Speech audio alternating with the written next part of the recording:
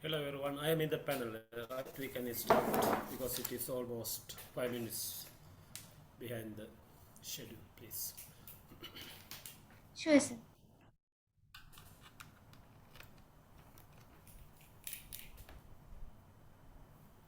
Anjana, we can start. Good morning, everyone. I warmly welcome you all to the thematic session Impact of Policy, Technology, Trade and Development of Small Scale Fisheries under Fishing for Life Conference 2022. First, let me introduce the chairperson of the session, Professor M.G. Kularatne. Professor M.G. Kularatne earned his BA Honours in Economics from the University of Peradeniya in 1992. He completed his Master of Science degree in Socioeconomics, Information for Natural Resources Management at the Faculty of Geoinformation and Earth Observation at the University of Twente in the Netherlands. Moreover, he has earned his PhD in Environmental Economics from the Queensland University of Technology in Australia. The current research of Professor Kularatne is mainly focused on efficiency and productivity analysis of water resources in agriculture and fisheries and the use of solid waste in increasing primary production in Sri Lanka. Dear sir, I cordially invite you to conduct the session further. Over to you, sir. Thank you very much and giving me the comprehensive introduction. And in this session we have 5 papers, 6 papers, and I appreciate that you are submitting your papers to this valuable conference today and getting ready for presentation and sharing your knowledge with the other people. I kindly tell you that you are the people who've done this research and therefore you will know what exactly you are going to do. And the audience will be benefited from your experience, and you might know that we have 10 minutes presentation, the 5 minutes questions. I would like to continue the session with we can complete the the presenter by asking question. Otherwise, if we keep that one for the end of the session, it might be losing our time perhaps. But anyway, we will start, and while I'm congratulating all the presenters once again, and I'm kindly invite Mr. S.P. Sella Peruma, and he is going to discuss with us in this morning and the research and simulation on its within bracket intelligent transportation system enable tracking and control system for fishing boats. And of course, we wish that this information might be very, very valuable for development of small scale fisheries. And please, Mr. S.P. Selapur, you can start your presentation.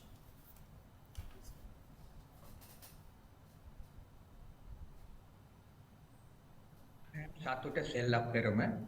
My presentation topic is Research and Simulation of Intelligent Transportation System Enabled GPS Tracking and Control System for Fishing Boat.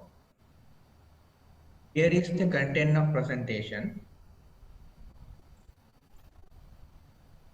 Small scale fishing is important and inexpensive method for fishing industry. But there are some of the risk factors.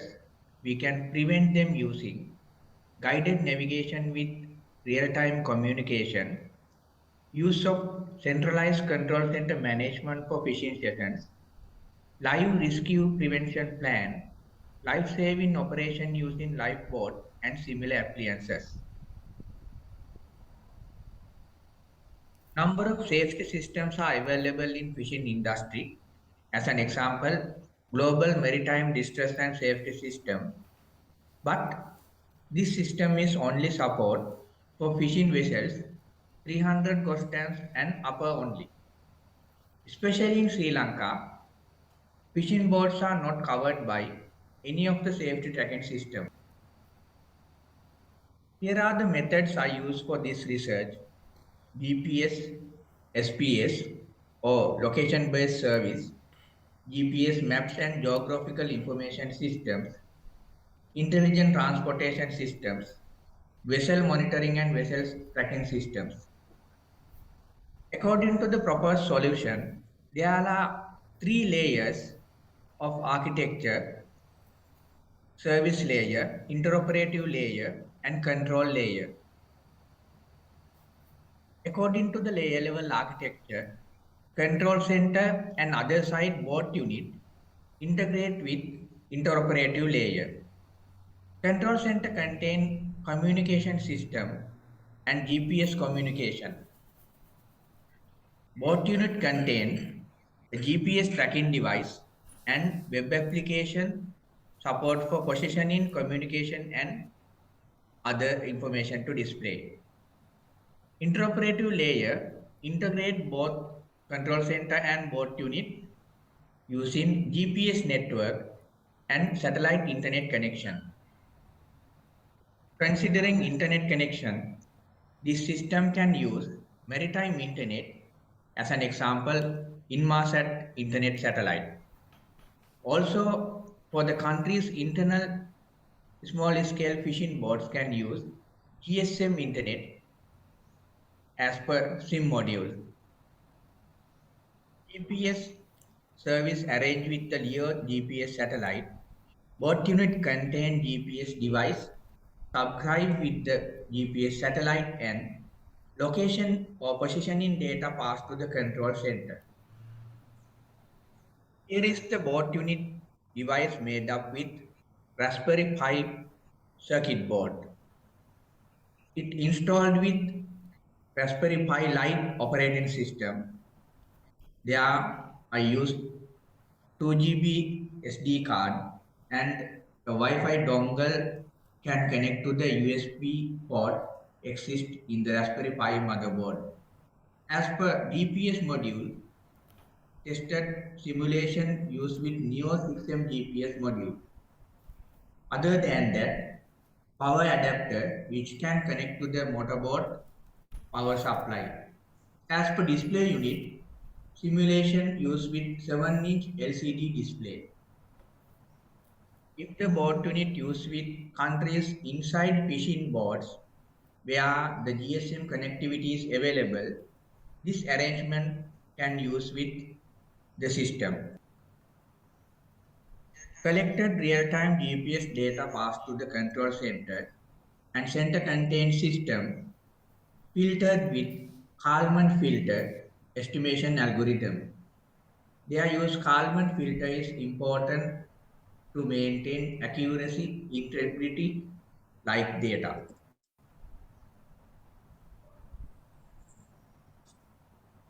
Kalman filter is important to error correction.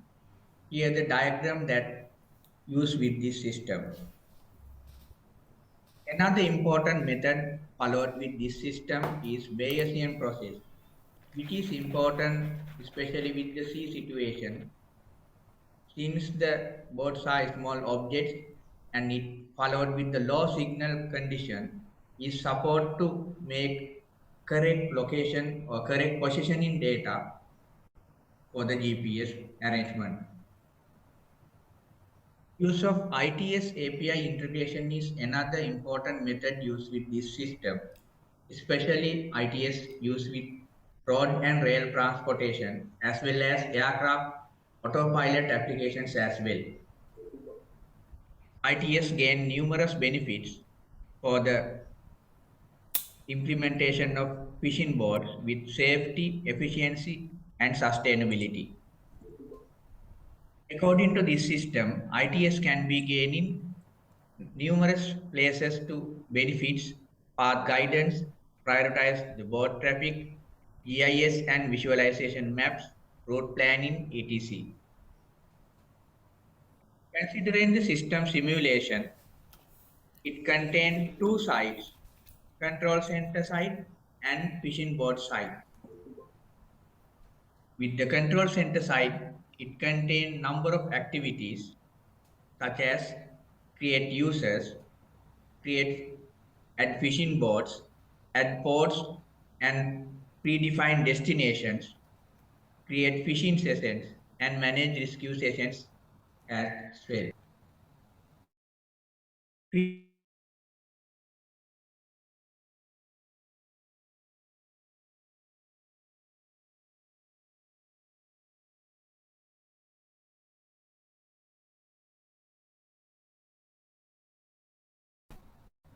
On the other side, fishing boat contain a map view of their location and communication system as well. Boat login dashboard will update real-time location according to the Kalman and Bayesian process data redirect to the boat login.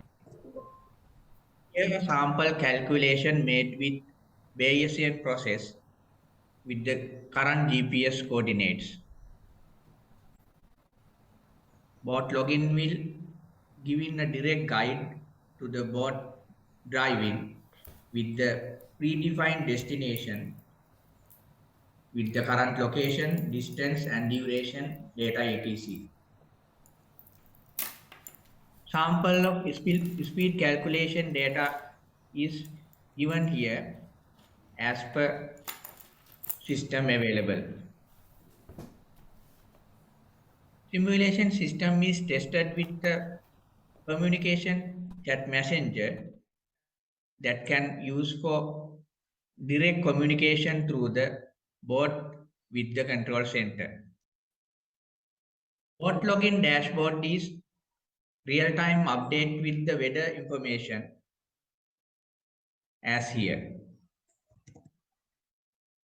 Simulation system contain a module which support for analyze all type of data generate with the system for report and some data will be generate chart data like here.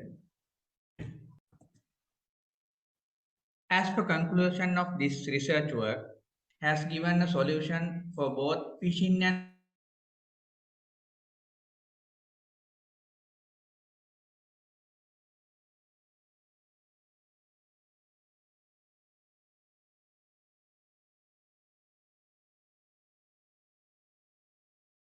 emergency situation of the small scale fishing boats to overcome, and it support for guided fishing sessions as well.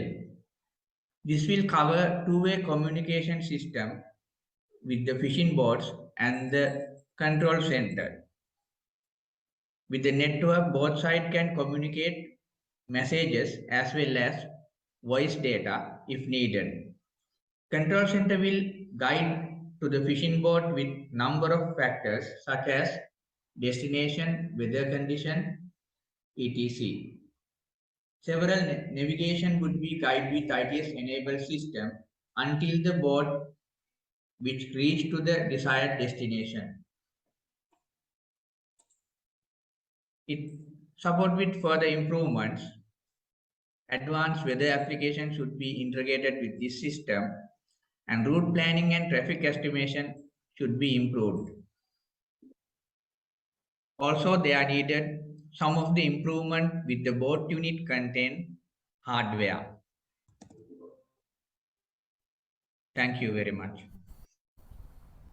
Thank you very much, Mr. Silla Permo. Now, if anyone wants to raise any questions or further clarification, because Mr. Silla Permo present little knowledge about what his research is about, and someone else can get more and more clarification. And also keep that mind, we are a little bit behind the time schedule. But anyway, if anybody have any question, just please ask from Mr. Silla Permo for further clarification. It's a time for you, to the audience. Hello. Yes, please, come on. Hello, Mr. Satota. Thank you very much for your informative presentation. I have a little question regarding the cost of this unit and operational cost. How much will be the unit cost and maintenance cost? Yes, for the bot unit in 2021 it was 14,000 like cost will be there, but for the internet connection is not inclusive for that cost. Including that total GPS unit and the motherboard, and that cost will be around 14,000, but internet connection is not included there. Okay, thank you very much. Some more questions if somebody wants to ask from Mr. Silla Permo. the simple thing is that the technology is helping us to develop it in any particular sector. In the other hand, it is one side, it is improving the industry, and the other hand, it is minimizing the risk. Minimizing the risk. Then the question is, right, like we have to concern about how we are going to practically use kind of a technology, because by definition the SSF is said to be very poor, unknown, is still very, I mean, we don't understand very well what is SF and how they are going to do, and therefore maybe Mr. Selaperuma's further research might be improved through the comment made by Mr. Upullianage, perhaps how do we are going to apply it. And if there is no more question, then Anjana, I think it is good to go for the next presentation. And thank you very much, Mr. Selaperuma, for your study and the research and the sharing Thank you, with sir. us in this conference. And let me invite through the next presenter. It is Udayangani, MHKN Udayangani, and she is going to discuss with, I mean, similar sort of paper and the ideas. He is going to present in localization, that means positioning system for small scale fishery boats in Sri Lanka. Please, Ms. Udayangani.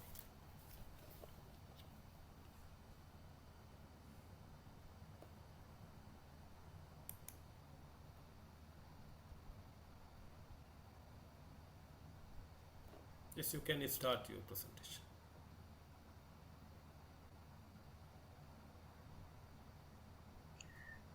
I'm Hitiyami Korallage Niyoshima Udayangani.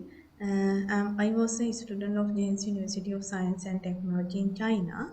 My research is localization or positioning system for small-scale fishery boat in Sri Lanka. Paper ID is number 3, session number is 1.2.1, and session title is Impact of Policy, Technology, Trade and Development of SSF.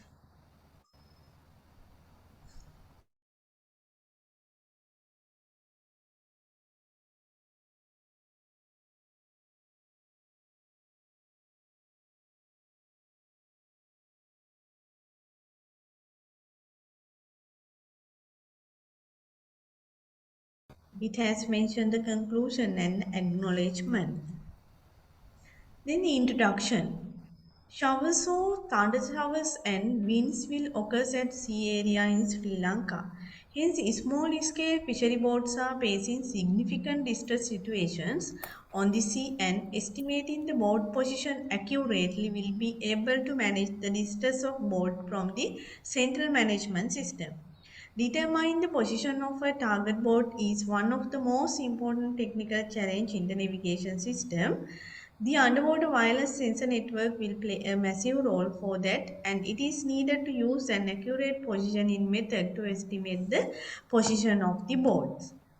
Considering the underwater challenges, the TDO localization technique is the most suitable technique for the underwater localization.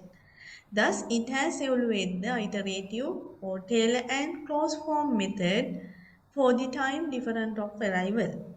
The curve has been used to take the best result of the unbased estimator to find the target position. Hence, this proposed system will help to the development of SSF industry as the impact of the technology. Here are the objectives of my research.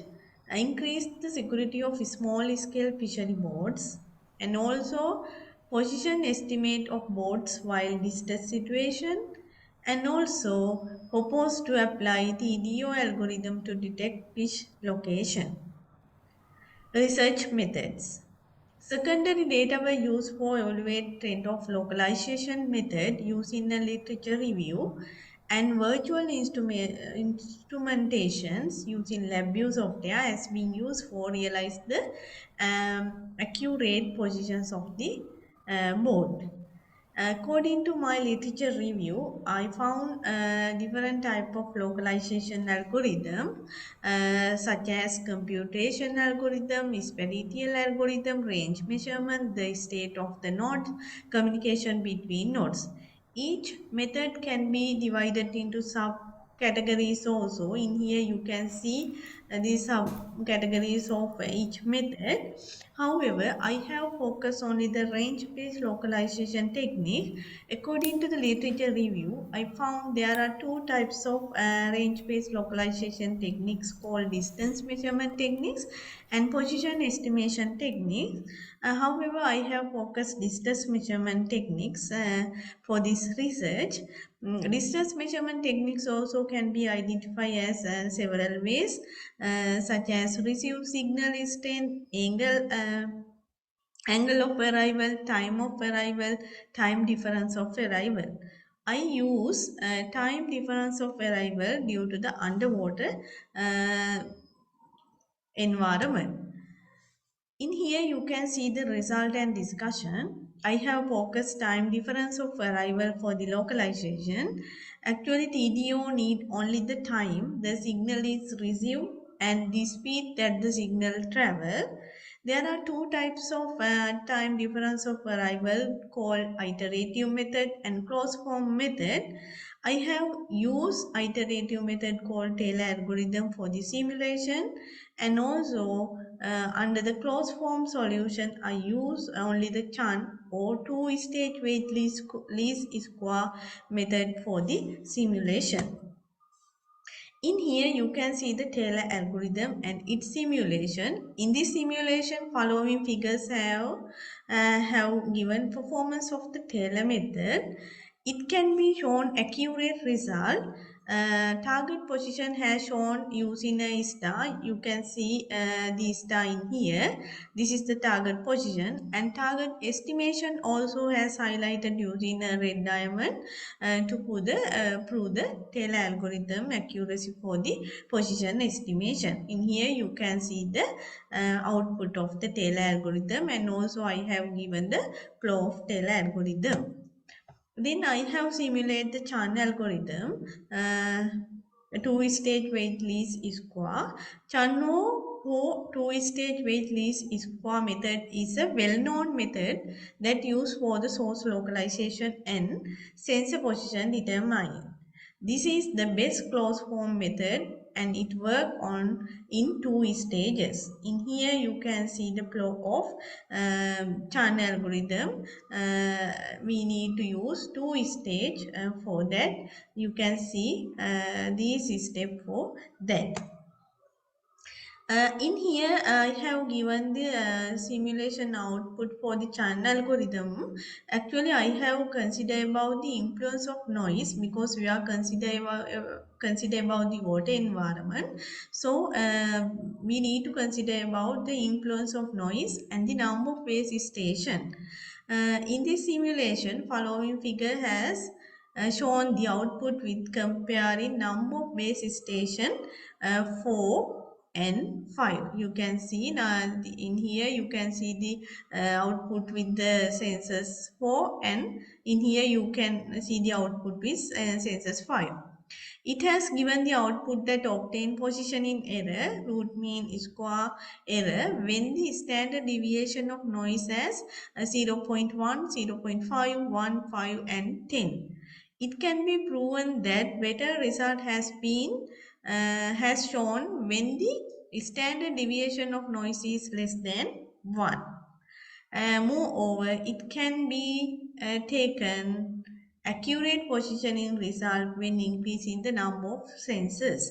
So you can see the red line show the result of Chan algorithm when the number of sensors is 5. So we can take accurate result when we increase the number of sensors. Then I have given another algorithm. It is not another algorithm. It is an improved Chan algorithm, improved two-stage weighted least square. In here you can see the flow of the algorithm, and also I have given the simulation result with considering the influence of noise and the number of base station. Following figure show the simulation output with comparing number of base station 4 and 5. You can see the sensors, output of sensors 4 in here, and also you can see the output of sensors is 5 in here, and a standard deviation of noise as 0.1, 0.5, 1, 5 and 10 to take the output. It has given better result when the standard deviation of noise is less than 1 and positioning accuracy is high when the number of sensors is 5 while compared with 4 sensors. And also, I have given the comparison of both algorithm on the influence of noise and the number of base station. According to the given figure, it can be proven that ITSWLS is given most accurate positioning result while compared with TAN method. Also, it has shown that increasing the number of sensors also is affected to prove the accurate positioning result. You can see the accurate result using purple line. Actually, purple line has shown the result of improved TSWLS algorithm, and also when the number of sensors is 5. So you can find the output like this. Finally, I have created a virtual instrumentation application to realize the underwater localization system. In here, you can see the virtual instrumentation that I have built using LabVIEW software. In here, we have to give the algorithms like Taylor or Chan algorithm. I have given sample data with a real position of x is 100, y is 200 and z is 300. Also, it has been set the base station as 4. According to this virtual instrumentation, you can see the positioning result of the Taylor algorithms like this. This is the positioning result after select the Taylor algorithm. You And have more also than in here 10 you minutes. can see the Okay. output of the TSWLS algorithms, and this is the positioning result after apply positioning algorithm. Um, and Excuse me, also finally Udayamani, you can you can finish see it the by 2 output of minutes? ITSWLS algorithm. So you can see the accurate result using ITSWLS algorithms. So these are the output 100, 200 and 300. That means real values can be provided using ITSWL algorithm. In conclusion, according to the given virtual instrumentation as the major simulation work, it can prove that the improved TSWLS is the best solution for the localization or target estimation. Hence, this can be used for fishing industry in many ways, includes to find the location of boats in a distress situation. Furthermore, this method can be used to detect fishing area efficiently to increase the production. Acknowledgement. I would like to give my gratitude to Supervisor Professor Chantin Kai of the James University of Science and Technology, Professor Tian Yugo of Head of the Department at James University of Science and Technology, and my parents and husband. Thank you very much. Is Thank you. anyone else wants to contribute something or make some clarification or ask anything else from Ms. Deagari? It's the time for now.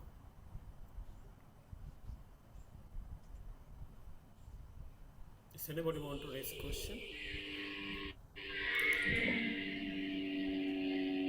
Then is it possible to change in this resource with different spaces? Because if you are going to test this one, and I don't. As I thought, I'm thinking that you describe this information.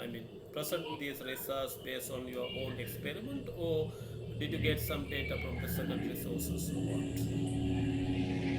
Sorry, sir, the voice is not clear. I asked that is this results based on your experimental results, or else is this results based on your the literature survey or something?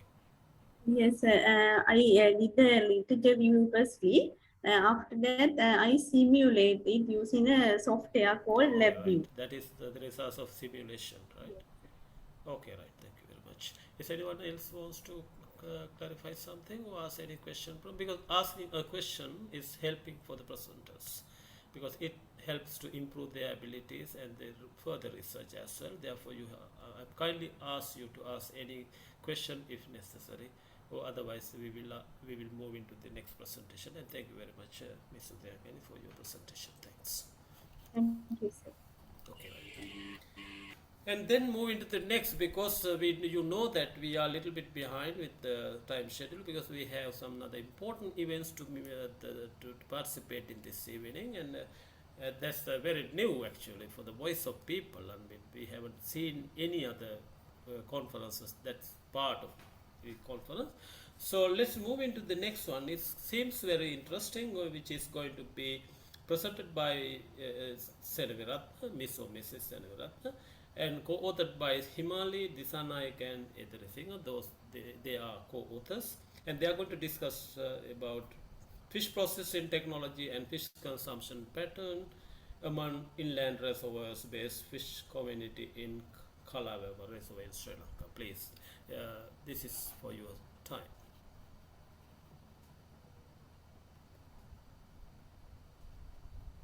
Greetings to you all. What is fish? Fish processing and fish consumption. So, what really comes into your mind when you hear these words? Yeah, let me tell you something. So, since my childhood, I was very much preferred to eat inland fish. So, my mother prepared them in several ways, like cooking fish and smoked fish, devilled fish, like various kinds. So, suddenly, I thought that what is the current situation of this inland fishing industry and what can we do to develop this industry? So, I based this area to my study. So, Kalaram Reservoir, which is near to my hometown, I chose that and tried to study what is the current situation of inland fishing. So, introducing my topic, fish processing technologies and fish consumption patterns among inland reservoir-based fishing community in Kalaram Reservoir, Sri Lanka.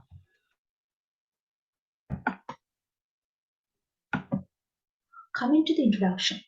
So, you know that fishing industry is very much important in economic well-being of a nation, and also the consumption of fish is important in various aspects in human diet because of the nutritional value. Sri Lanka is, and being an island nation, it is rich and vast in fisheries resources. It has plenty of natural inland reservoirs and also discovered by the ocean.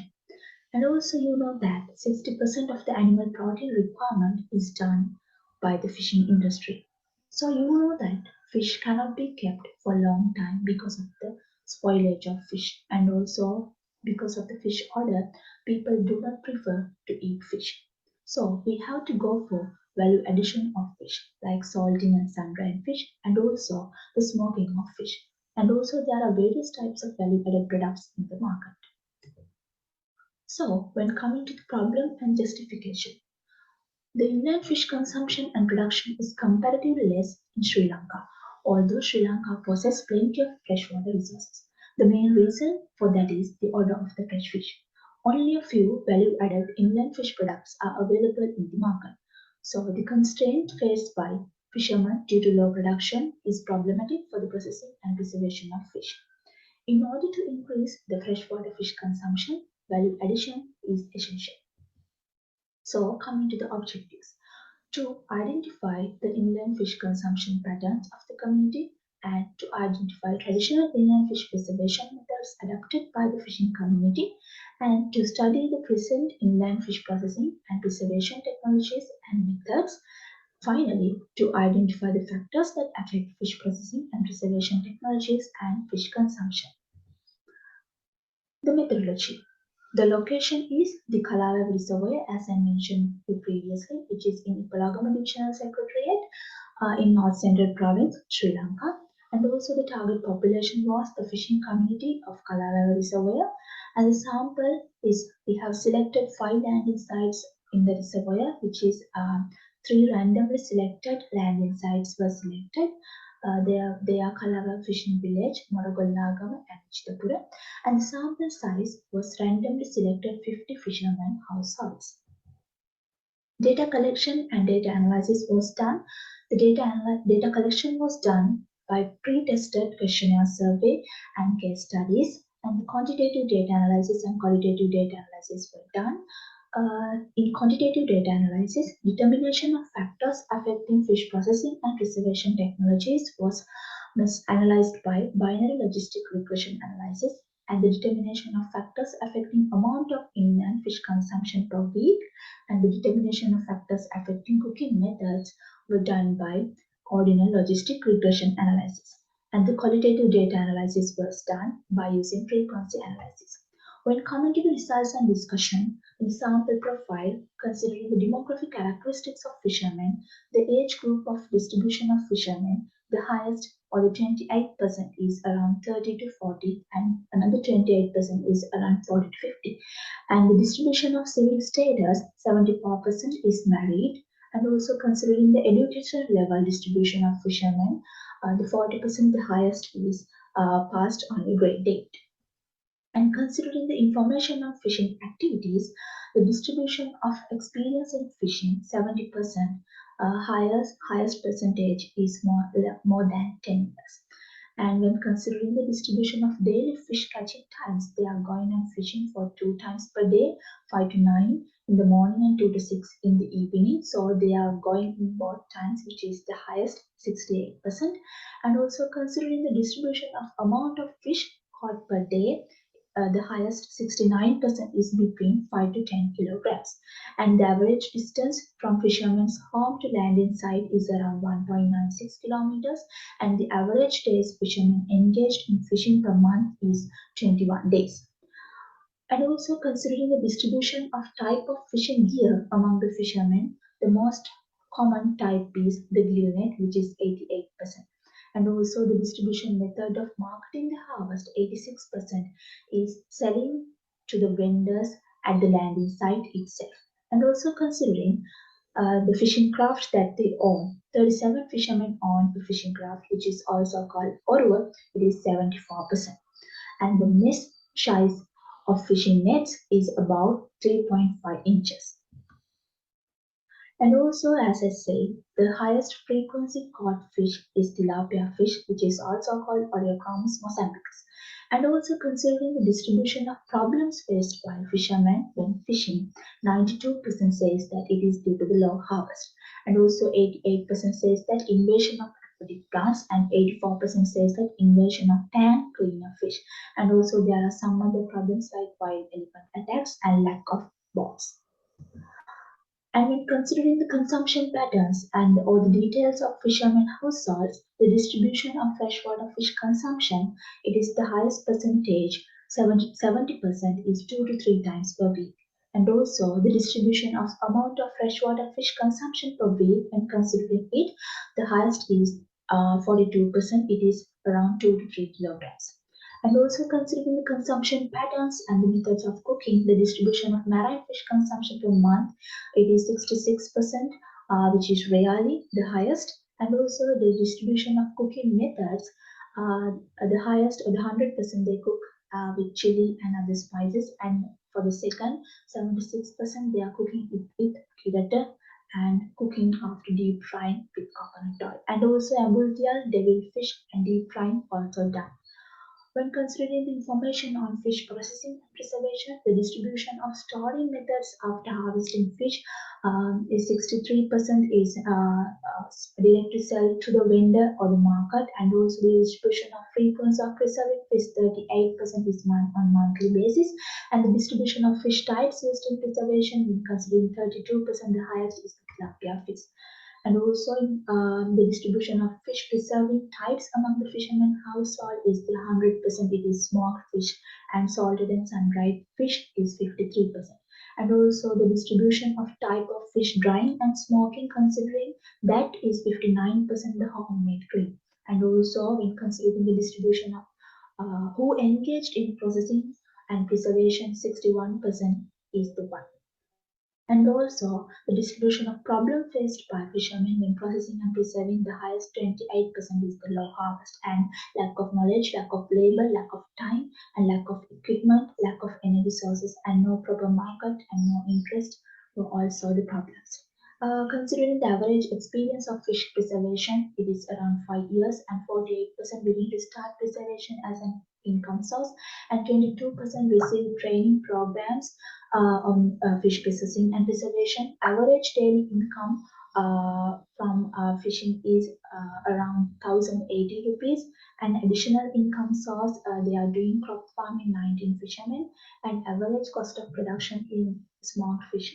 For smoked fish, it is around 255, and also 290 for salted sun-dried fish. An annual average income of preserved fish is 50,000 rupees, and they are using for 54% for domestic purpose.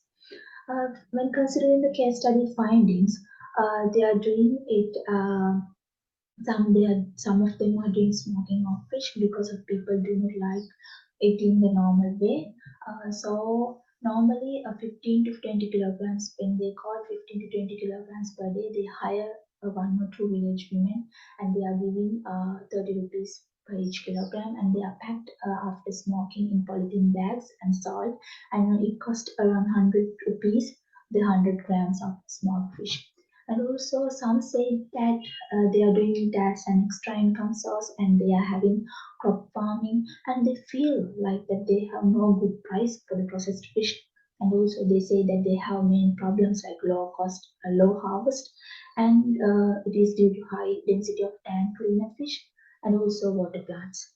Another problem is the wild elephant attacks. And also another finding was that they are cooking fish in Midisata and Kirata, and also they prepare deep fried fish, and also other than that they will fish, and also fish ambultia, and also they are preparing fish sambal by using tilapia and coral fish. And also coming to the modern fish products, as you know, fish sauce, fish sausages, fish balls, fish cutlets, and fish nuggets. They are some of the value-added products that can be seen in the market. And also problems faced by the fishing community, as I mentioned earlier, also low harvest and also a lack of infrastructure for fish processing, fish preservation, and also fish catching. When coming to the conclusion, 70% of fishermen household consume inland fish 2 to 3 times per week, and they rarely consume marine fish, which is around 66%. And the most common cooking method is cooking fish with chili and other spices, which is also called museum. And 26%, 26 fishermen do preservation at monthly frequency, that is around 38%, and 100% of preserving is done smoking, and salting and sun drying is around 53%. And the most common fish species used for smoking is tilapia fish, which is 32%, and they are doing it smoking as an extra income source, which is also 46%. And also the major challenges are low fish harvest due to high density of tank cleaner fish and aquatic plants. So my acknowledgement goes to all my supervisors and all the extension officers and aquaculturists at Nifati Kalaravar, and also the fishing community at Kalaravar, and my family and friends. And thank you all.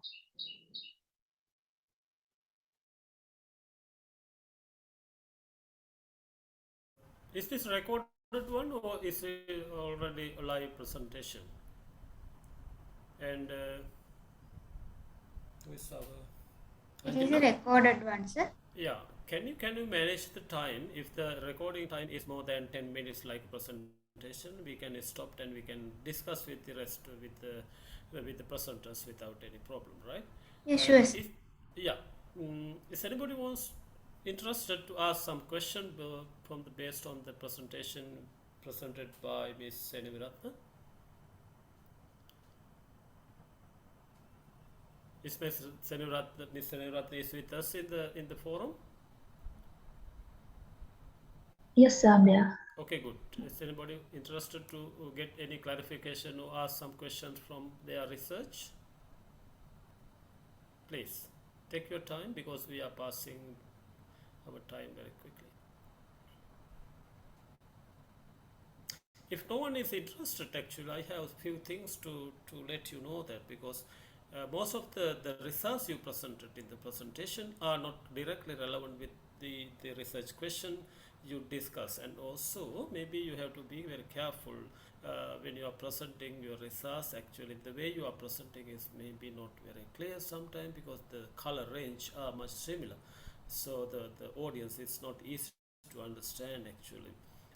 I'm saying that the presentation is very good and the research is fine, but the even at the end of the day, what we are going to communicate with the people by the presentation, what you have in your mind, and some contradictory issues are there. Like you are saying production and consumption is very less. In the same time, there's some amount of fish we are using for preservation as well. And I mean, we have to, maybe you might have some answer for that. What's the proportion of using for preservation and in what condition? Because if people don't want to eat or with the, I don't know what is another factor. And another question is why you directly selected with the fishing community for understanding their consumption pattern without selecting a non-fishery community as well. These two things come to my mind when you are presenting your paper. The first question is why production and consumption is less. You are saying they are less, and in the same time how we are going to use some preservation. If there are any extra fish harvest or the catch to use preservation. And the second thing is why did you select fishing community without non-fishing fisher community for your research? So actually, yes, sir. Sorry, sir. The first question was about. It is about production. Consumption is Yeah. very less. I mean, if there is a production, people used to take, because we know that inland fisheries has excess demand. Yeah, in this country. Yeah, so it was the production is less those days. So if the harvest is very high, so they are going for the preservation. So that is like it's changing. Yeah. That's a good answer actually. So otherwise we don't know, but that is depending on the fluctuation of the harvest. Okay. And the next question is, why did you select the only fishing community rather without selecting the non-fishing community? So I thought that I was investigating on these fishermen also. I thought of finding what they are doing, and so what was their consumption. So we can find maybe the whole research is you haven't identified very clearly what is the research question is about. Okay, thank you very much, Ms. Ratna, for your presentation. And let's move into the next one. Anjana, maybe we can invite to UHTLD Silva to present with factors affect the consumption of marine fish among households in Gold District as the next presentation. Thank you. Shall we start that? We know fish is one of the most important food for human lives. Among them, marine fish is special, and there are various reasons influence on people's consumption of marine fish. So, today I am going to present my research on factors affect the consumption of marine fish among households, a case of Gold District.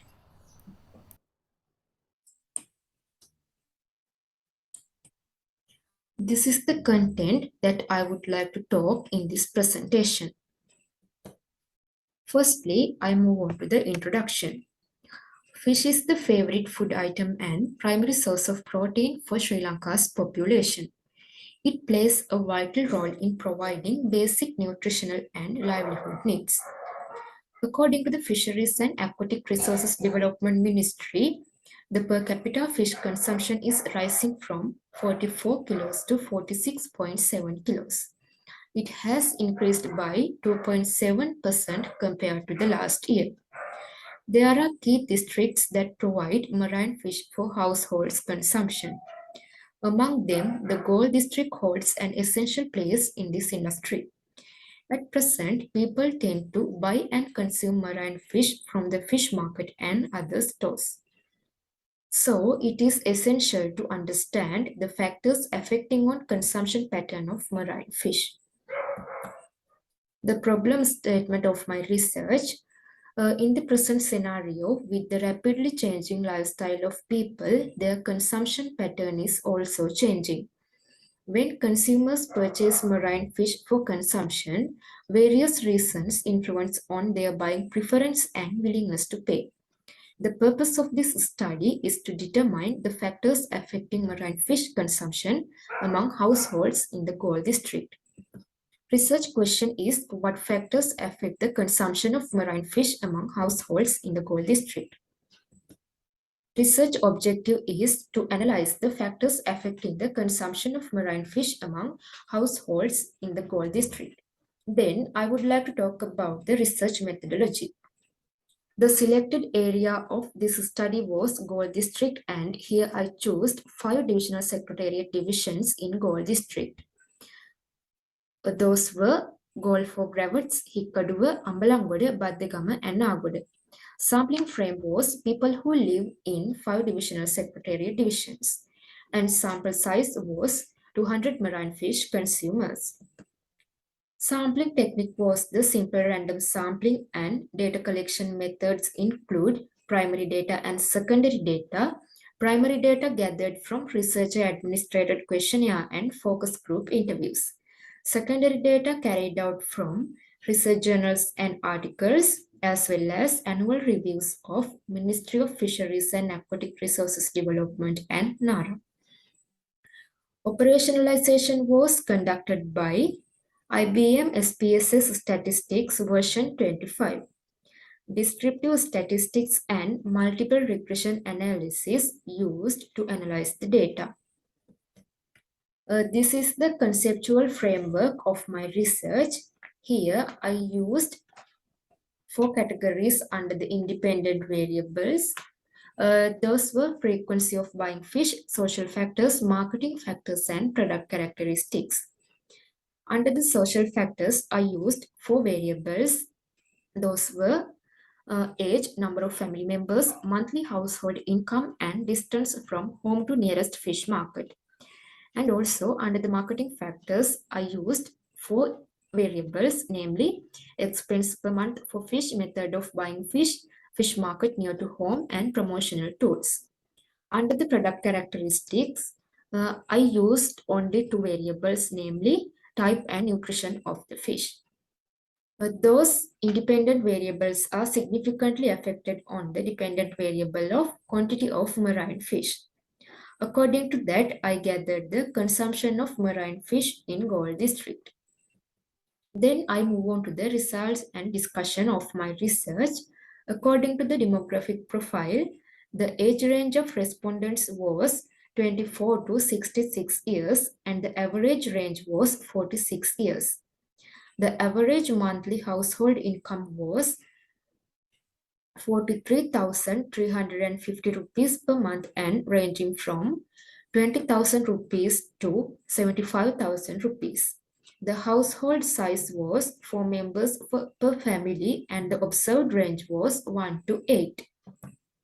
According to the model summary, the table presents a summary of the model in which the item of interest is the R-square statistics, which is 0.938 with a statistical significance of p-value is less than 0.05.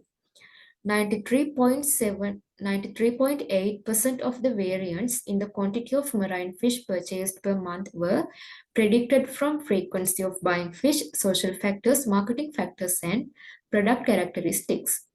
The Durbin-Watson statistic was 1.578 and it between +1 and +3, which means that the independence of the observations has been met. According to the ANOVA table, the table shows that the frequency of buying fish, social factors, marketing factors, and product characteristics statistically significantly predict the quantity of marine fish purchases per month.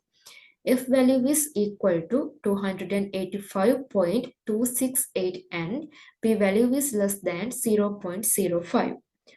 According to that, the regression model is good for the data. This is the coefficient table according to the data analysis of my research. According to the table, the frequency of buying fish is significant at 1%, as p-value is less than 0.01. It is a major factor in this model, however, we expect it to be positive. In the group of social factors, the number of family members and monthly household income are significant at 1% level. Further, the number of family members positively impacts as expected. However, monthly household income has a negative influence, which is an unexpected result. Age, distance from home to the nearest fish market, method of buying fish, fish market near to home, and type or nutrition of the fish are no more significant in explaining the quantity of marine fish purchased per month. Accordingly, the following regression equation could be derived from the available data to predict the dependent variable from the independent variables. According to the data analysis, a majority of the respondents consume marine fish as a favorite food item and primary source of protein in the selected study area. In the present scenario, many changes in their consumption of marine fish can be seen because of the rapid change in the people's economic situation and lifestyle. As a result of the current economic downturn, there is a reduction in fish consumption patterns in households. Among the factors, the quantity of marine fish purchased per month is significantly affected by the frequency of buying fish, the number of family members, monthly household income, the expense for marine fish purchase per month, and promotional tools. The other factors, which are age, distance from home to the nearest fish market, method of buying fish, fish market near to home, and type or nutrition of the fish, do not significantly affect the quantity of marine fish purchased per month of households in the goal district. According to the results, I can suggest providing adequate marine fish supply in fresh and reasonably priced coastal areas and all other regions in the goal district. Charging reasonable prices by fishmongers who come to doorstep when selling marine fish to the consumers. Increase the demand for marine fish through the adoption of marketing strategies. As a whole, the awareness among consumers about each type of fish and their qualities are minimal. Therefore, the necessary programs should implement to develop it. These are the references that I used to prepare my research. And finally, I would like to thank Dr. Prem Chandravathige, who is a lecturer of Department of Agribusiness Management, Sabaragama University of Sri Lanka, for his expertise, ideas, feedback, time, and encouragement.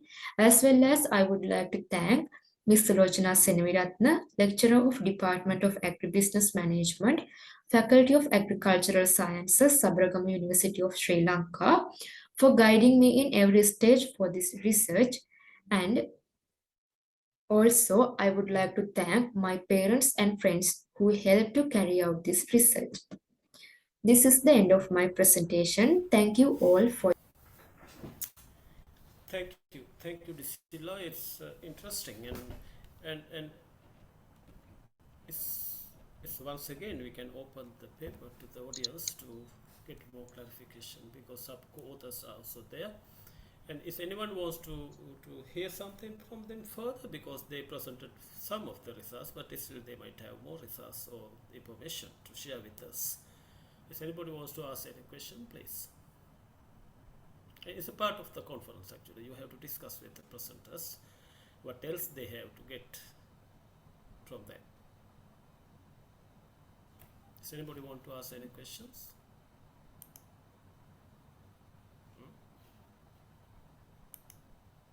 Because usually I'm the one who is asking question as a chair. Maybe you can raise something. If not, you know that there are almost all research are very interesting, and but sometimes you know that. Let me ask one question then. Why did you select 200 samples without selecting 205 and 198? So I Your sample choose size is 200. My question is, why did you select 200 without selecting 205 or 198? yes, I chose only 4 respondents from each divisional secretariat. Um, so I select 200 respondents. That is what I'm asking, how it comes 200. Okay, and the date, okay, maybe you can think of it, what I asked, and how we are getting such round number for the sample. I mean, if the statistically answers could be maybe the population, you have to represent the population by some percentage. And you are selecting various divisional secretariats, and knowing the population, maybe you can figure out, because you said that it's a random sampling method. So that is what I was wondering, that how did you select 200 people among the whole population in the particular area. Okay, and the next one is that your main variables are which can have an impact on fish the consumption, marine fish consumption in gold, are divided into three, like social factors, market factors, and product characteristics. All right. And when you are running the regression, I mean, how did you put them in there? Did you put them in the separate values, or did you get them as a composite index? Say, for example, you can get the whole social factors into one array of data. Then you can say this is what social factors. Luckily, I mean, you are not saying, and the social factors and market factors and the production characteristics are influenced to the fish, marine fish consumption in that way or that way. That is not your recommendation, the conclusion. You are saying that these are the variables which can have some either positive or negative influence to the fish production. But in the initial, I mean, in your research, you are mainly focusing to tell us that there are some social factors which can have an impact on. They are representing in the results and somehow, but we are happy to see that what are the kind of social factors can have impact on fish consumption, marine fish consumption, and what are the market characteristics and what are the product characteristics must be. Did you get the point? Yes. Okay, good. And it might help you to Like think this. a little bit further. Do you want to answer something, or do you have any comments on that? You can let us know if you have something else to explain. Is that all right? Yes. Okay, good, excellent. Well, let's move into the next one then, and this is the one before the last actually. That is very interesting area of aquitourism, synergies between aquaculture and tourism, and we are going to listen to Mr. or Miss Basnaika, and the paper is co-authored by De Silva, Achille De Silva. Please.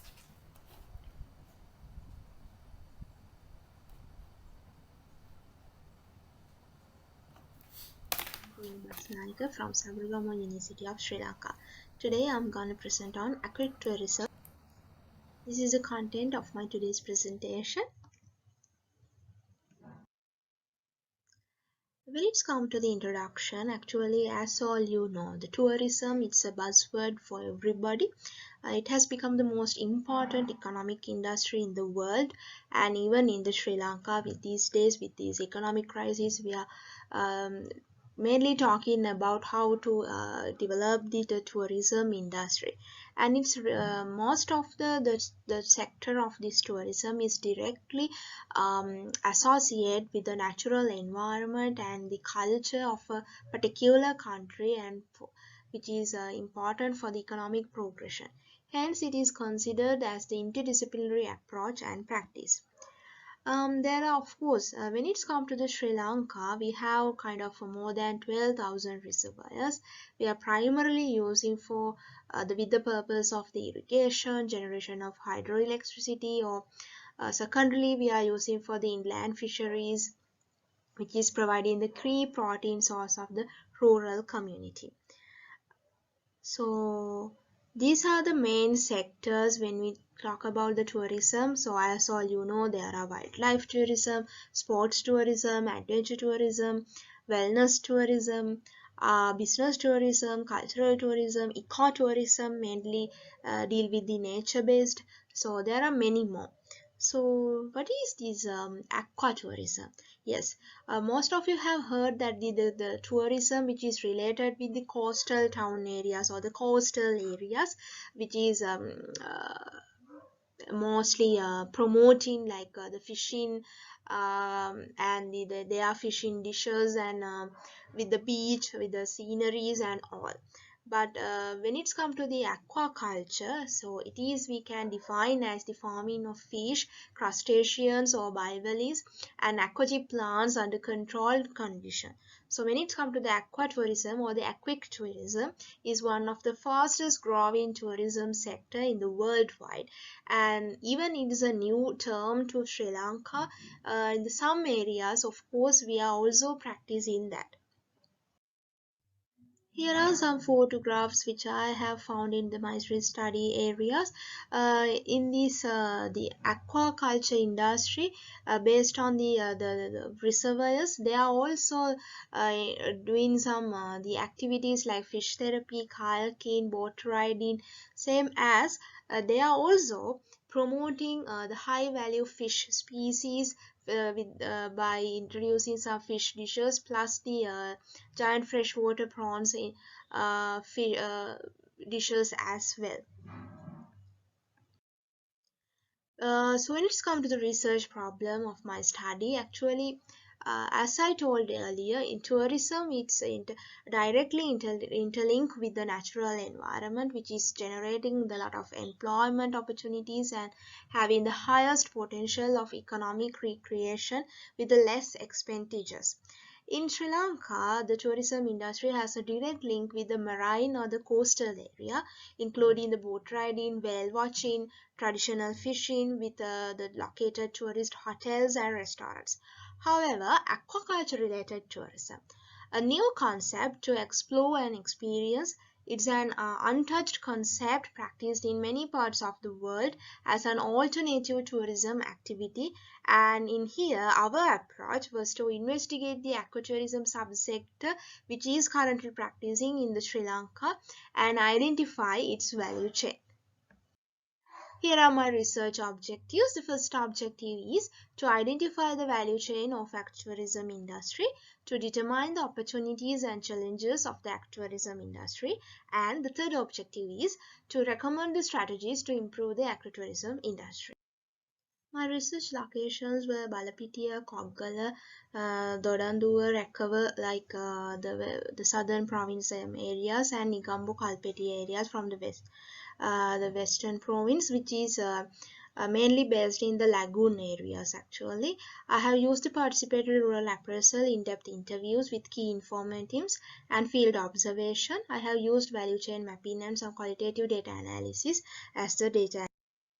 When it's moved to the results and discussion, first I'll describe about the value creation framework I have developed to the aquatourism. Usually for the one trader, like one restaurant owner or the person who is handling this aquatourism is directly deal with the 10 to 15 fishers, mainly the fisher organization, that particular area, which is mainly dealing with that the lagoon area. So in there, as the value creation outcomes of this industry, of course it's providing the alternative income source for the rural community and exploit the traditional knowledge and the professional skills to maintain the social network linked to the fishing activities. And in the Nigambo, the aquatourism is area, I have identified that they have some the traditional kitchen areas, which is making the aqua fish and the giant freshwater prawn curries. So the tourists can visit those kitchen and they can engage with the rural people regarding their and they can just share the knowledge. And of course it's improve the human well-being, and this is adapt to the ecosystem based approaches and increase the GDP value ultimately in the country.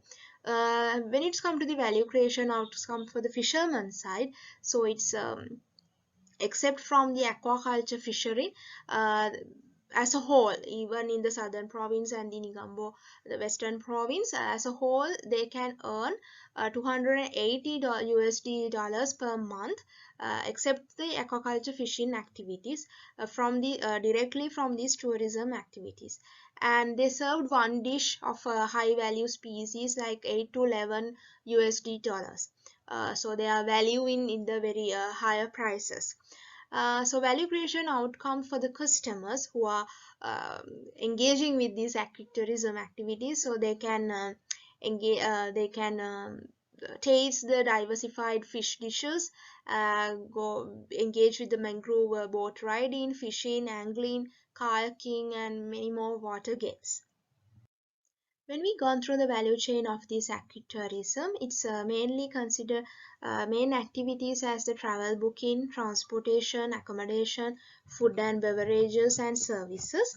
In there, they are using internet or the travel agents, maybe the tourist operators to promote the traveling destinations or their agritourism activities. Mainly they are using their personal transport or the public transport for these the transportation, and they are most of them are providing cottages or the cabanas, and the guest houses, apartments or hotels also there. So they are mainly dealing with the aquaculture based food dishes, then the food souvenirs also they are giving to their customers.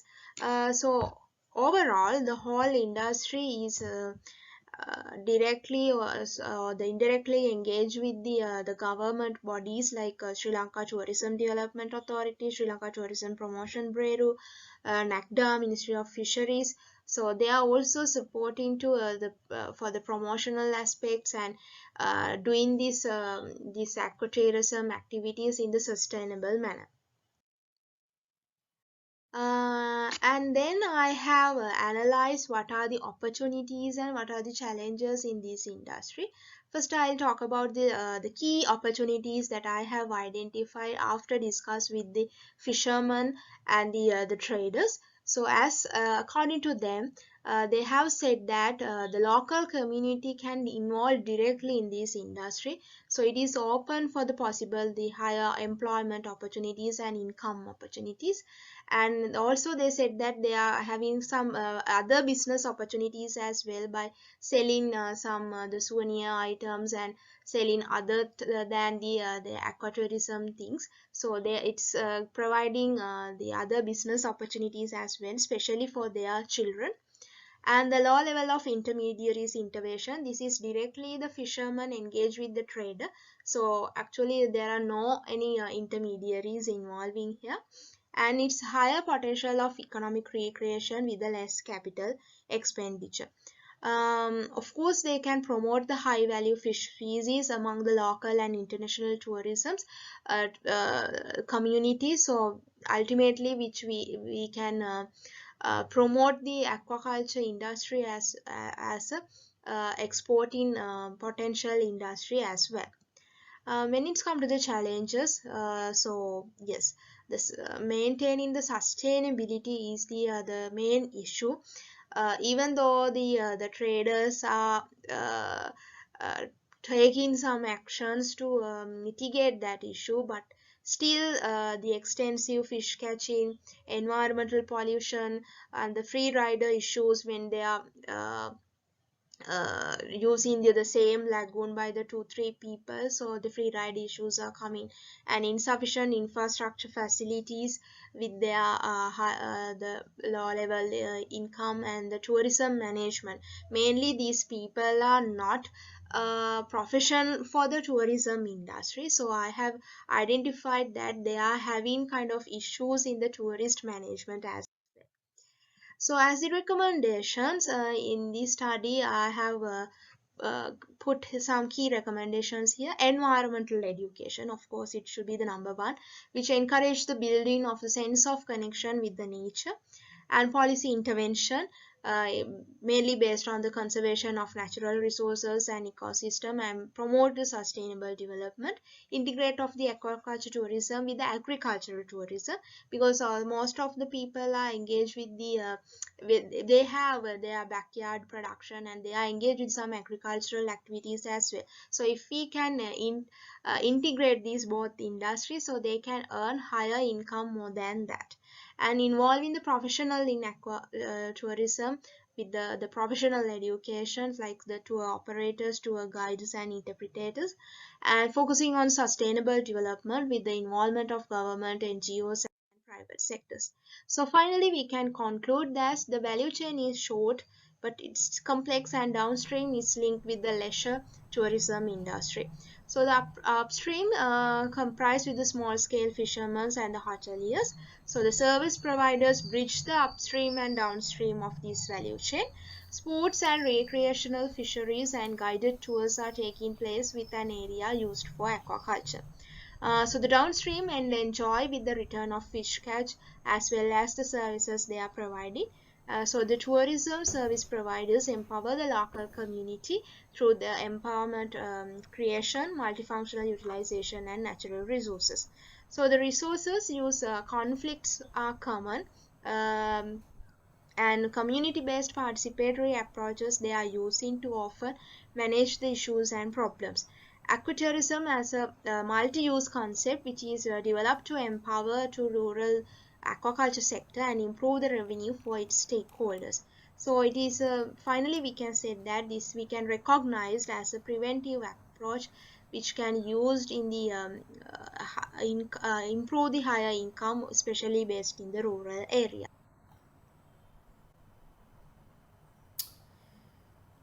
Okay, I think it's end of the presentation, perhaps. All previous presentation, I invite to the audience to make some comments or ask some question, but in this time I like to ask, make some comments. You know that in the Koskam area before tsunami there was turtle hatcheries, and actually the purpose of maintaining such hatcheries for releasing these turtles to the sea.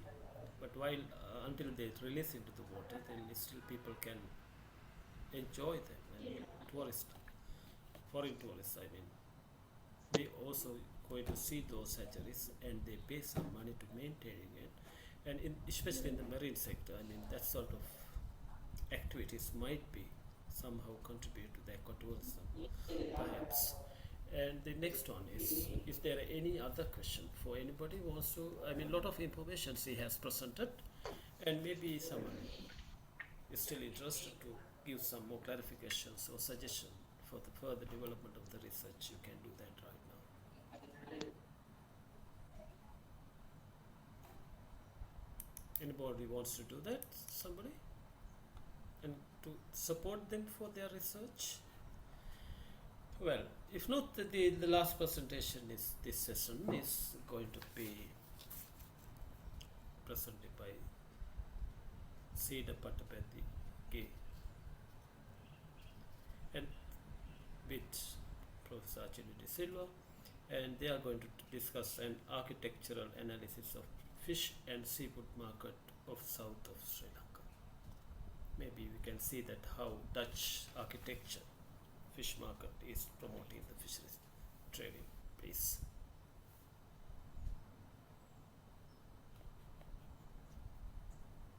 Yeah, you can start. An architectural analysis of fish and seafood markets of south of Sri Lanka. Next, content of the research. Next, introduction of the research. Fish markets are central to the most of the local shopping since it cater the principal protein supply to the local diet. Fish market types vary from direct markets to auctions. Most of the fish landing sites are maintaining fish auctions and act as wholesale and retail markets. fish retail formats are diverse and different retail formats are catering to different consumer segments. Most of the fish markets are operating in informal manner and most of the market structures are temporary structures. Only public markets have formal market structure. Next, the figure shows the local fish markets of the south of Sri Lanka and global fish markets of the next research problems. The fishbone diagram explains the present situation of local markets and impacts on users. Next, objectives of the research.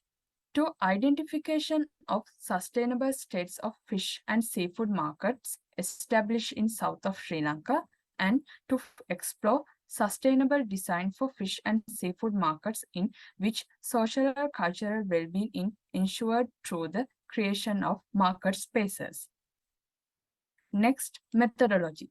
Case study approach was instrumental in data collection and three main market types were purposely selected for the study.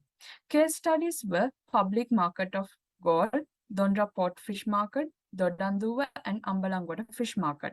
Data collection tools, participatory observations, site visit, in-depth interviews with market players and storytelling exercise with managers and administrators are the key data collection tools.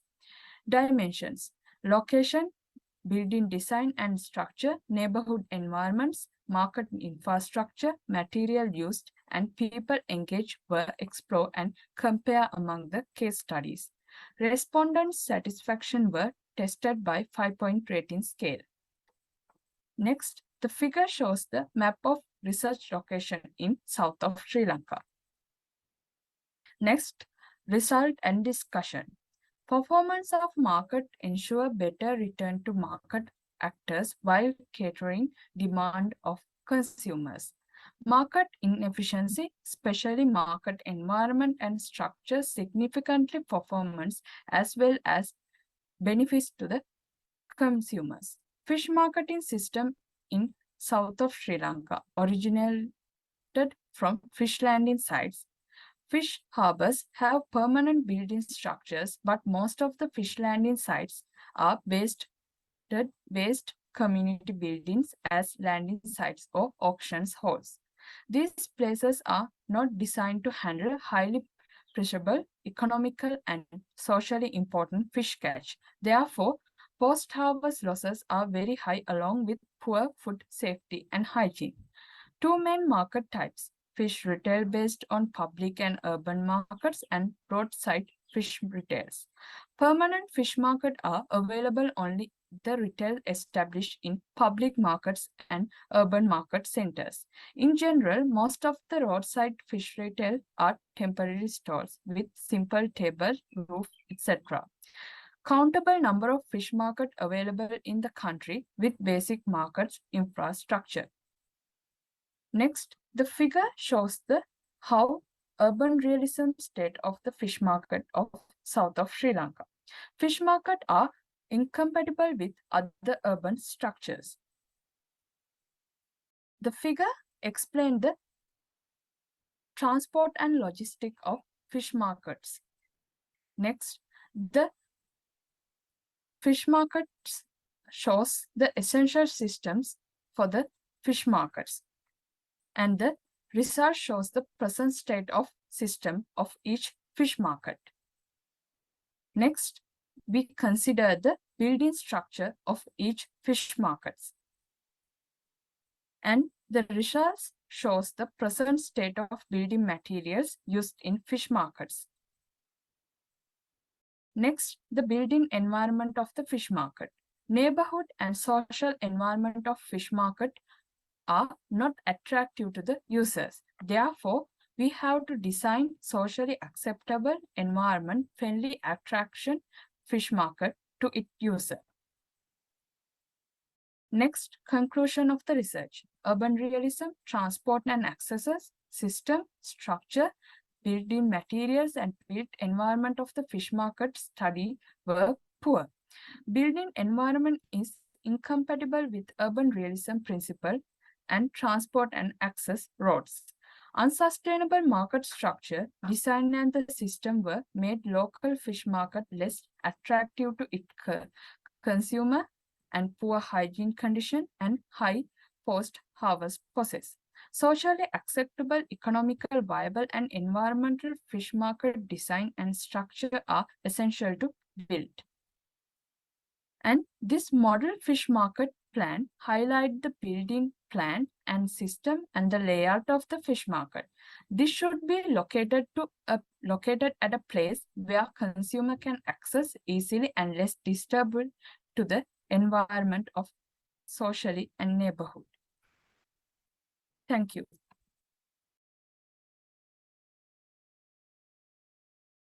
Okay, that was our last presentations today in this session, and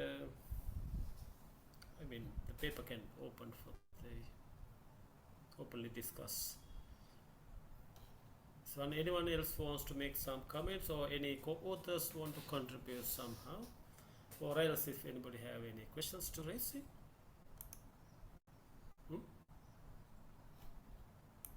No. And Kavindra, do you think that because of this bad structure of the market, there is a poor buying style of the consumers? Or do you think that the market structure is a big impact to the less market demand of the fish? Thank you for the question, sir. I think yes, because as an architecture undergraduate student, we making a design space for the customers and the workers in the place, and also the neighborhood environment and the green space. And in fish market, the structure, yeah, because I think with the we can use natural light and the ventilation highly with our tropical country. And I think in my research, I see that most of the temporary and the permanent structure of the fish market in my research, I see they use artificial lights. I think it's very bad for the meat and the food. So with that, when we design the space and allocating the materials and the spaces for the fish market, we can consider that all, and we can propose the fish post-harvest losses in here. So I think we have to consider the structure mainly also when we going to the market, the place. Yeah, good. Before you are going to propose that one, maybe you can quantify that, what are the impact of having that current situation, and then therefore to remove that sort of the barriers, then you can propose some new architectural structures for the market. Oh, well, very good, and all the presenters did a very good job in this presentation and the session. And I'm thank you very much for everybody, and also the participants, all the other participants supporting us to the session. And I think that almost all the presenters will discuss kind of issues relevant to the small scale fisheries. And I also congratulate for every presenters, and also I'm congratulate and giving my I'm thanking for the co-authors who are supporting them to develop such a wonderful research. And thank you very much once again, and for everybody. And we are going to wind up this session right now, and maybe the next session of the conference is going to start at 1:30. That is Voice of People, and it is very new for the conference, the story in Sri Lanka. So let's meet at that session once again. Thank you very much for everybody. Thank you. Thank you very much, sir.